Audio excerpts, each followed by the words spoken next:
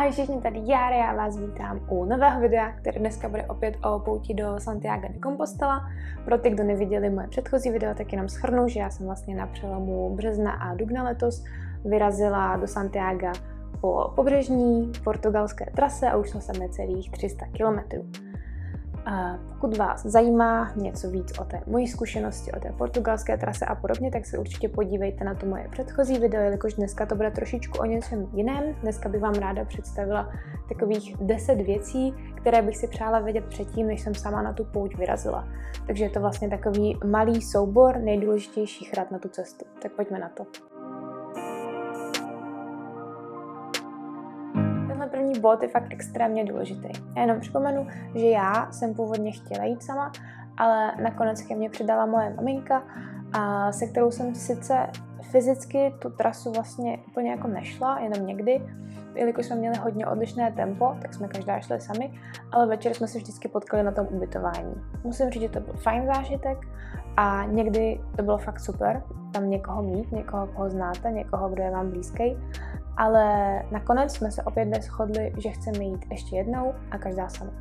Právě o tom ta pouť je, že zamyslete se, kdy jste naposled byli někde opravdu sami, anebo ještě líp, kdy jste naposled byli sami v cizí zemi.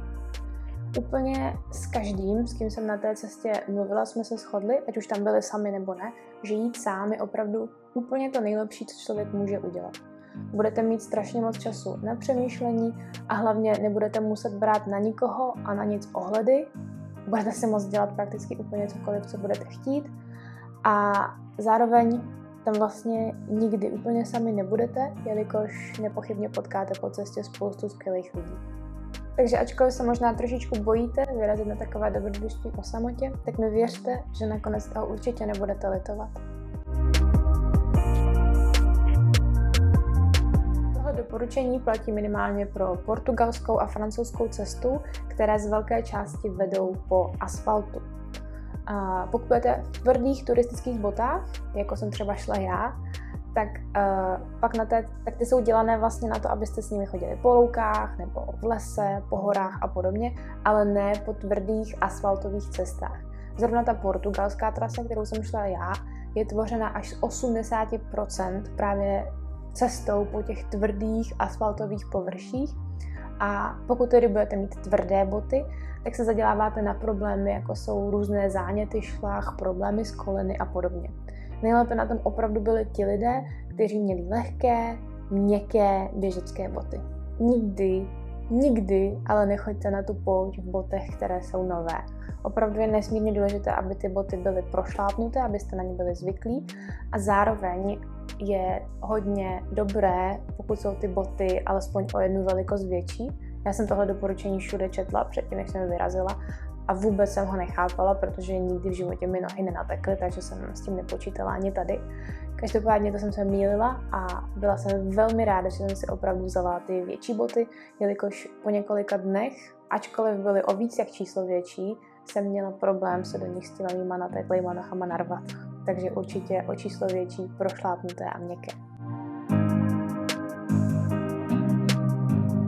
Ačkoliv je samozřejmě nutné se zbalit co nejúsporněji, co se týče váhy a objemu toho batohu, tak dvoje boty jsou podle mě úplná nutnost. Můžete mít jenom jedny a ty vám potom promoknou a neusknou, nebo je můžete prošlapat, nebo vám prostě zkrátka nebudou vyhovovat. Já osobně jsem sebou měla dokonce boty troje prakticky a to byly tedy ty turistické, které jsem měla na chození klasicky, pak jsem měla sandály, kdyby náhodou a pak jsem ještě měla žabky na ubytování a musím říct, že jsem všechny troje využila úplně naplno. Ty sandále mě prakticky zachránily po tom, že jsem dostala zánět achilových šlach, jelikož byly mnohem měkčí než ty moje turistické boty na chození a chůze v nich byla tedy asi tak o 100% příjemnější. Akorát byl teda trošku problém, že v té době byla na sandále ještě docela zima, takže jsem jako správný Čech musela navléknout pod ně ponožky. Vypadalo to teda úplně strašně a jsem ráda, že mě nikdo neviděl. Každopádně dneska už bych se asi jako spíš ty druhé boty zbavila právě nějaké ty běžecké. Na kamínu je podle mě strašně super, jak se rozptýlí ty rozdíly mezi lidma. Je totiž úplně jedno, jestli máte vybavení za 10 000 nebo jste si ho nakoupili v Lidlu. Ve finále jsou totiž všichni úplně na stejné úrovni a i v těch nejlepších botách můžete mít puchýře. Ale je zkrátka pravda, že na 2 věcech by se rozhodně šetřit nemělo, a to jsou právě ty boty, které jsem zmiňovala v těch předchozích bodech, a pak ponožky, které se nejčastěji doporučují z merino vlny. Ty jsou o něco dražší než klasické ponožky, ale ponožky z merino vlny velice rychle schnou, že když vám promoknou, tak jsou velmi rychle suché, hodně pomáhají proti puchýřům a také ani po několika dnech nošení nesmrdí. Odzkoušeno za vás. Celkově se pak doporučuje mít z merino vlny i oblečení, ale to rozhodně není tak nutné jako ty ponožky.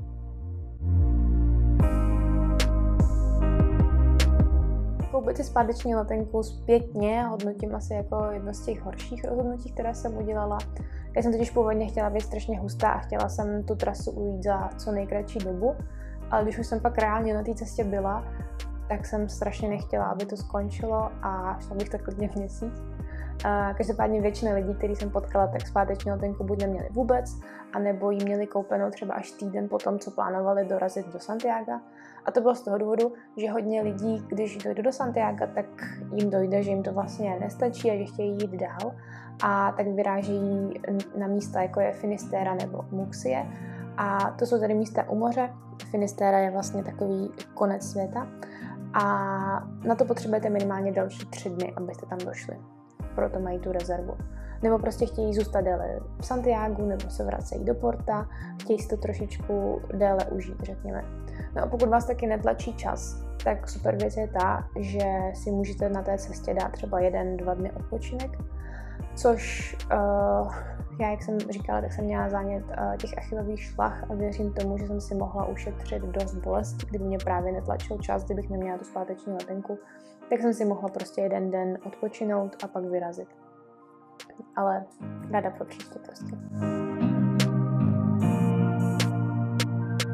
K tomuhle asi není úplně moc co dodávat, jenom asi to, že nejlepší jsou opravdu od značky Compeed. Já jsem zkoušela i nějaké z DMK a z lékárny, ale žádné nebyly tak dobré jako právě ty od toho Compeed.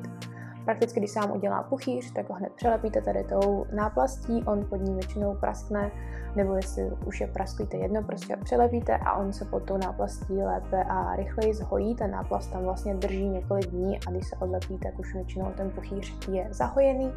No a ještě možná jeden tip, co dělalo hodně lidí na Caminu, včetně mě teda, je, že si vlastně vezmete jehlu a máte na ní navlečenou nit, ten puchýř propíchnete a tu nit v tom puchýři necháte, což vlastně zabrání tomu, aby se ten puchýř znova naplnil nějakou tou tekutinou. On zaschne a rychleji se zhojí. Zní to nechutně, vím, ale potvrzuju, že to opravdu pomáhá a myslím, že je dobrý to vědět. Pro mě ohromně důležitá aplikace, prakticky průvodce celým tím Caminem. Podle té aplikace si úplně jednoduše a krásně naplánujete etapy, vidíte tam, jak dlouho nebo jak daleko to máte do dalšího města a podobně, ale co je asi úplně nejdůležitější je, že jsou tam informace o ubytování, jsou tam aktuální informace, třeba o tom, které ubytovny jsou otevřené a které jsou zavřené, protože teďka po covidu ještě všechny neotevřely. Zároveň tam vidíte cenu za noc, vidíte, kolik je tam postelí, vidíte tam nějaké fotky z toho ubytování, hodnocení ostatních uživatelů, strašně důležité. A kontakt, jestli to třeba můžete zabukovat přes Booking a podobně.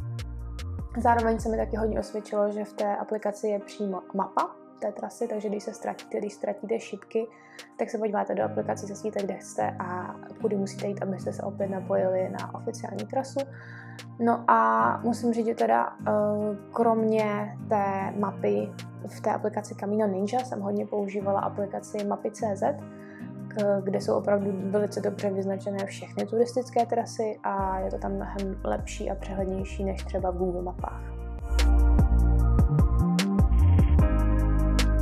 Když se ta cesta na začátku možná zdá nekonečná, tak ve finále uteče jako voda a vzhledem k tomu, že každý ten den je dost podobný tomu předchozímu, tak se vám vlastně celá ta pouť sleje do jednoho velkého zážitku a vy si už možná nebudete pamatovat, co jste dělali který den, A z toho důvodu rozhodně doporučuji každý večer před spaním napsat alespoň pár řádků, shrnout největší zážitky, dojmy a pocity z daného dne. Tohle mluví úplně samo za sebe. Až se budete balit, tak si všechno dejte do batohu, pak to vyndejte a půlku vyházejte.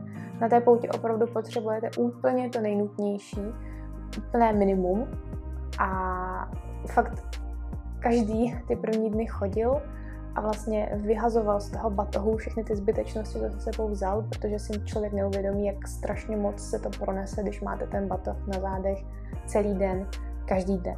Já jsem třeba měla od všeho fakt jenom 3 kusy, to znamená 3 ponožky, 3 trička, 3 kalhoty, 3 spodňáry a podobně. Na každé ubytovně máte možnost si vybrat a i kdybyste měli jenom od všeho 2 kusy, tak vám to úplně stačí. A kdyby náhodou jste něco neměli, něco vám chybělo, tak je rozhodně menší problém si všechny ty věci dokoupit na té cestě, to není prakticky žádný problém. Problém je, když máte ten batoh moc těžký. Tohle hodně úzce souvisí s tím předchozím bodem, jelikož pokud se rozhodnete letět jenom s příručním zavazadlem, tak to má 2 výhody. Tou první je to, že znatelně ušetříte a druhá je to, že ten limitovaný rozměr vás bude motivovat k tomu, abyste si toho sebou vzali opravdu co nejméně. Já jsem letěla s Ryanairem, kde je to jako podobně u dalších low-costových aerolinek tak, že vlastně vy v ceně té letenky máte jenom takzvanou malou tašku, což musí být hodně malé zavazadlo, které se vejde pod sedadlo před vámi. Vy to nemůžete dát nahoru, pokud byste chtěli mít vlastně klasické příruční zavazadlo do 10 kg, které si můžete dát vlastně nahoru do těch skříněk, tak si to musíte přikoupit, což já jsem neudělala. Rozhodla jsem se vejít do těch rozměrů, abych to mohla strčit pod to sedadlo před sebou a vešla jsem se a nemůžu říct, že by mi něco chybělo. Jediné, co je, tak pokud se rozhodnete letět s tím příručním zavazadlem, tak bývá velký problém, pokud byste si s sebou chtěli brát takové ty trekové hole. Jak říká Kazma, tohle je život a nic dalšího už nebude. Pokud vás tato cesta láká, tak nečekejte na ten správný moment, protože ten dost možná nikdy nepřijde.